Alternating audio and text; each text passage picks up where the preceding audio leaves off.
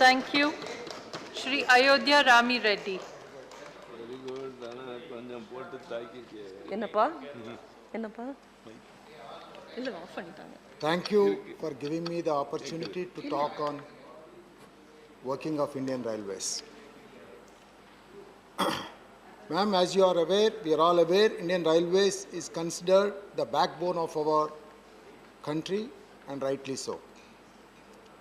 Its importance as a means of public service became apparent during the pandemic. The way Shramik trains were stranded for people to carry, also for food items, for medical supplies, oxygen, etc. And also railway coaches were converted into isolation wards.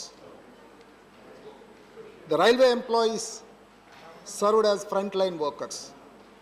So this great asset of our nation stood, when the pandemic came, it stood ahead of everything and really worked in the larger interest of our nation.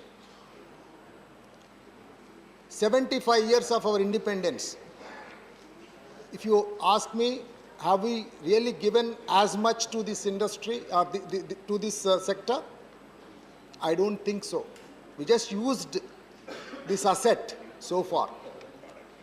The time has come for next 75 years, how we have to reshape this asset, our great national asset. We need to plan it now. I am sure the Honorable Minister, he himself is a technocrat. He understands the sector reasonably well. I am sure this government and this minister will give a direction and also a proper planning and a vision and a mission for next 75 years for this industry, for this sector. I have few suggestions and also few demands. My suggestion is to the minister, please come out clearly with the next 75-year plan, 25-25-25. Public-private partnerships. Please understand, railways are very conservative, very cautious, as I see them on every front. Even the PPP, they are never allowing the asset to completely sell out. They are giving only on the lease model, which means asset is, end of the day, it's going to come back. It's going to manage well. This is not that, it is going into some private hands, etc., etc. No. So let us all understand this house. We have to understand, if we have to take this country and this railways to next level, we need a lot of money. We also need a vision.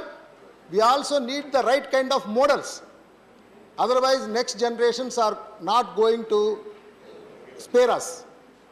So, as I told, actually, we have used this asset for last 75 years. We have not given anything. Let us start working on that. These public-private partnership initiatives must be encouraged.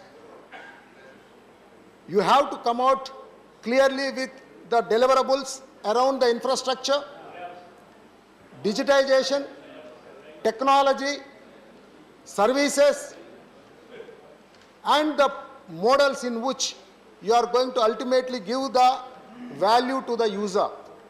That is the Indian public. I am sure, you have to come out with the best of the consultants. Please bring in the best of the global practices and then come out with clarity. Indian Railways, when I see them, a very good talent, knowledge and skill is there within the railways. But the point is, we have to now, most of it was done traditionally last several years. Now we have to come of age and we have to completely revisit, in taking this to the next level. Certainly the manpower also, when I looking at the future needs, one, technology, and secondly, manpower certainly need to be strengthened and competent people have to be brought in. the newer technologies, when we see the high-speed trains, bullet trains, that is the order of the day. We have to certainly bring in, but let us see, techno-economically how they are going to be viable. I'm sure you have the competency to understand that. Then most of our railways have to be made green, environmental friendly on every aspect.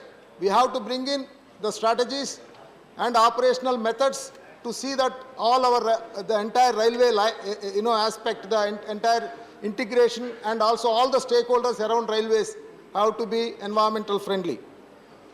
And then long-term sustenance has to be brought in around every aspect that we are going to address around this. Sir, few demands. As you are aware, Andhra Pradesh is deprived on several fronts after its division. We have lost most of our assets. We want you to please help our state. Wherever we are losing out, this may not be the platform where I want to tell everything, but we have given a lot of submissions. Please note that the state is really losing out on several revenues. So kindly help on implementing our projects with innovative methods. Wherever our contributions have to brought in, we are getting, we have some problems we are facing. We want you to please look out, come out with new concepts, help. It will be win-win for both of us. Sir, especially the most important is South Coast Railway Project. PM Gati Shakti was the highlight of the budget speech, focusing on driving economic growth through 7 engines, railways being one of them. Madam Finance Minister also mentioned that speedier implementation would be one of the focus areas. Sir, this is one area, ma'am, I want to help, in implementing projects. Railway certainly is failing on timely implementation of the projects. A separate, dedicated teams have to be brought in. Timely implementation is a must. We want you to look at it. I also want to say that under these timelines for the coastal railway zone, if you look at from 2014 June till now, it's just at the DPR stage. So very, very sad state. Kindly we want you to help. Dissolution of Voltaire division. Madam, this is one of the very important for the people of Andhra Pradesh. We request Voltaire division should be continued, and we want the railway infrastructure in Visakhapatnam has to be supported with the SCOR headquarters as well as the Voltaire division. And this will not involve any extra expenditure, ma'am, and we want this support to be given. Vacancies in railways. We want, while the implementation thing can be taken up, but existing whatever the gaps are there in the recruitments must be taken up. Reddy, Discontinuance of concessions for senior citizens. This is one important thing, ma'am. Through you, I wanted to convey to the Minister, Honorable Minister, that kindly look into all the supports that were extended prior to COVID-19 must be reinstated. Thank you very much, ma'am. Thank you. Shri John Britas. Thank you, Madam.